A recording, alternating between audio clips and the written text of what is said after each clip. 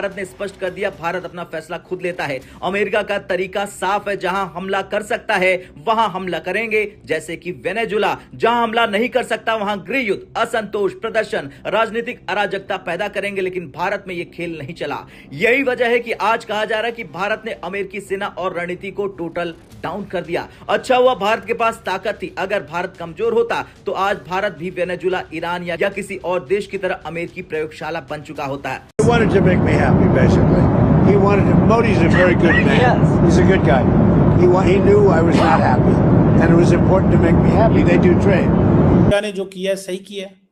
Forget all that. As a student of strategy, as a student of international law or international politics, आप क्या समझते हैं कि is this brazen violation of international law?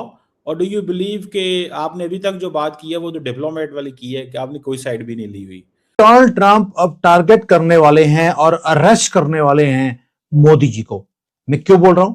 क्योंकि यही प्रोटेक्स्ट उन्होंने यूज किया वेनेजुएला में कि वहां पर क्योस है, वहां पर तो पॉल्यूशन बहुत ज्यादा है, वहां पे कंट्री जो है वो चलाई नहीं जा रही है। वेनेजुएला में मादुरो जो है वो प्रॉपरली जीत कर नहीं आए, तो उसको अरेस्ट करना जरूरी है। कहना ये है कि क्या ट्रम्प ने अब ये नया काम शुरू किया, जैसे कच्चे के डाकू करते हैं कि लोगों को उठा के ले जाते हैं, तो अब क्या डोनाल्ड ट्रम्प इस तरफ चले गए हैं कि किसी भी कंट्री से किसी भी प्रेसिडेंट को इस तरह से उठा के ले जाया जाएगा? कई कंट्रीज की तरफ से इस बात को नापसंद भी किया गया है। जो try to study this man called Donald Trump, और जब आप डोनाल्ड ट्रम्प को समझ जाएंगे तो आप को ऑटोमेटिकली पता चल जाएगा उसने ये क्यों किया है। जो है दोस्तों दुनिया की सारी जियो पॉलिटिक्स वहाँ पे फेल हो जाती है।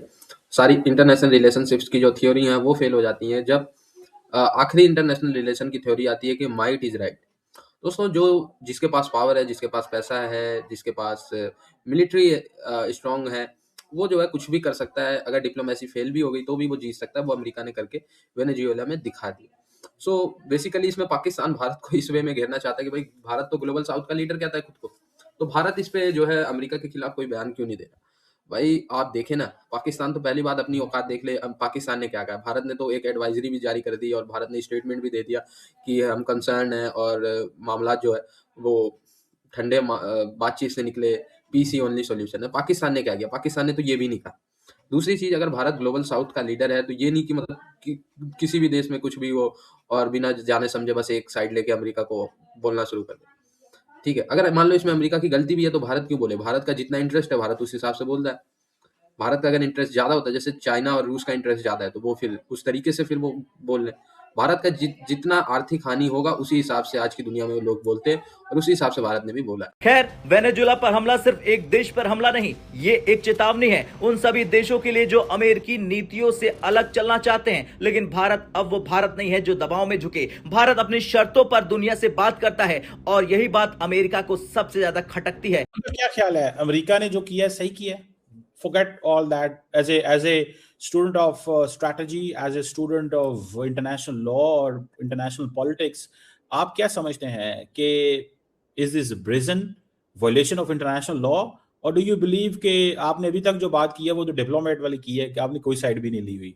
तो मतलब क्या आपका क्या व्यू है इसमें?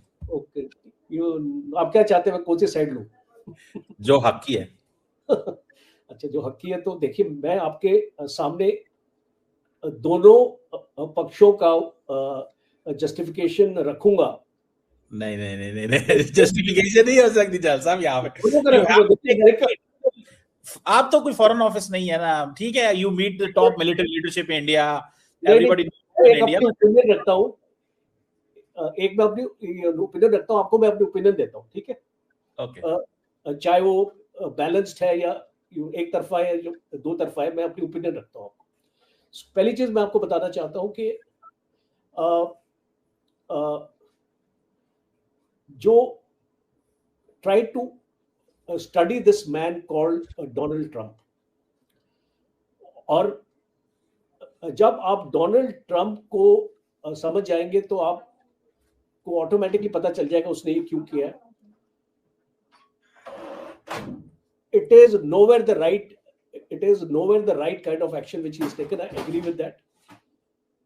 राइट काइंड ऑफ एक्शन, एक अगर आपने एक नेगोशिएशन या बातचीत या कोई और डिप्लोमेटिक प्रेशर डालने की अगर इसके ऊपर कोशिश करी होती तो शायद इसको मैं मान सकता था कि military action is always the last resort. क्या डोनाल्ड ट्रंप अब टारगेट करने वाले हैं और अरेस्ट करने वाले हैं मोदी जी को? मैं क्यों बोल रहा हूं? क्योंकि यही प्रोटेक्स्ट उन्होंने यूज किया वेनेजुएला में कि वहां पर क्योस है, वहां पर तो पॉल्यूशन बहुत ज्यादा है, वहां पे कंट्री जो है वो चलाई नहीं जा रही है। वेनेजुएला में मादुरो जो है वो प्रॉपरली जीत कर नहीं आए, तो उसको अरेस्ट करना जरूरी है। किसने बोला? उनकी ऑपोजिशन ने बोला था ये माधुराव ये बिल्कुल भी सही काम नहीं कर रहा। दूसरी बात, डोनाल्ड ट्रंप ने बोला कि भाई माधुराव मेरी बात नहीं सुन रहा तो मुझे उसको अरेस्ट करना जरूरी है। मोदी जी भी ट्रंप की बात नहीं सुनते हैं। ट्रेड डील को साइन करने के लिए ट्रंप ने बोला कि सरेंडर कर दो, साइन करो जहां पे मैं बोल रहा हूं, मोदी जी नहीं मान रहे। तो क्या उसी प्रोटेक्स्ट के ऊपर अब मोदी जी को भी अरेस्ट कर लिया जाएगा? और सेकेंडली, जो वेनेजुएला का ऑपोजिशन लीडर है जिसको अभी अभी नोबेल प्राइज मिला है, उसने बोला कि मादुरो बिल्कुल भी कंट्री को ठीक तरह नहीं चला रहे। तो राहुल गांधी भी भारत में बोल रहे हैं कि मोदी जी डेमोक्रेसी की हत्या कर रहे हैं, यहां पर डेमोक्रेसी की वैल्यूज को डिमीन किया जा रहा है और वो किसी की बात नहीं सुनते हैं। मुझे ले आइए, मैं सबके पैरों में रौंदता हुआ फिरता हुआ आपको दिखाई दूंगा। तो क्या डोनाल्ड ट्रंप अब राहुल गांधी के कहने के बाद मोदी जी को भी अरेस्ट कर लेंगे? क्योंकि मैं जो देख रहा हूं, जो पूरी मीडिया पागलों की तरह लगी है कि जी तेल की चोरी करनी है अमेरिकन गवर्नमेंट ने, इसलिए ये युद्ध किया जा रहा है। Not at all. पूरी दुनिया के ऊपर 5 चीजें हैं जो डोनाल्ड ट्रंप ने करने की कोशिश करी। टारगेट चाइना था, रशिया था और साथ में Qatar was the biggest target. ये जो सारा काम किया गया है ये शो बिजनेस है कि वेनेजुएला में हमने अटैक किया और आधे घंटे में हमने वहां पे एक सिटिंग प्रेसिडेंट जो वहां पर इलेक्ट होकर आया है, सिलेक्ट होकर नहीं आया। तो दोस्तों, भारत का तो वेनेजुएला वाले इंसिडेंट पे क्लियर स्टैंड है कि जितना भारत का लॉस हुआ है, भारत उस हिसाब से जो है वो बोलेगा, वो भारत ने करके दिखा दिया। और भारत का स्टैंड जो है वो काफी हद तक क्लियर है कि भाई दुनिया जो है मल्टीपोलर है और अब जो है डिसीजंस जो होंगे वो दुनिया अपनी मर्जी से लेगी। या अमेरिका से पूछ के और फिर चाइना से पूछ के तो रशिया से पूछ के अब कोई डिसीजन नहीं होगा। और दोस्तों, दुनिया में अगर मैं कहूँ तो आज के टाइम पे तीसरी सबसे बड़ी सुपर पावर है भारत। ये हमें एक्सेप्ट करना होगा। चाइना दूसरे पे है, अमेरिका पहले पे है। ठीक है, सो भारत उस तरीके से एक्ट कर रहा है और इंटरेस्ट हमेशा अपने देखने। भारत को ऑयल महंगा मिलेगा, वैसे भी भारत वेनेजुएला से ज्यादा ऑयल लेता नहीं। सो अब अगर वेनेजुएला से भारत को महंगा ऑयल भी मिलेगा तो भारत रशिया से अपने ऑयल ले ही रहा है, तो फिर क्यों जानबूझ के भारत पछड़े में पड़े? पाकिस्तानियों भाई, पहले अपना देखो। तुम क्या कर रहे हो, तुम क्या कह रहे हो? तुम्हारे तो बिरादर मुस्लिम इस्लामिक देश आपस में लड़ रहे हैं, तुम्हारी तो कुछ बोलने की औकात नहीं है किसी की साइड लेने की। अपने आप को तुम कहते हो मैं न्यूक्लियर अम्ब्रेला हम प्रोवाइड कराएंगे, बांग्लादेश की सिक्योरिटी करेंगे।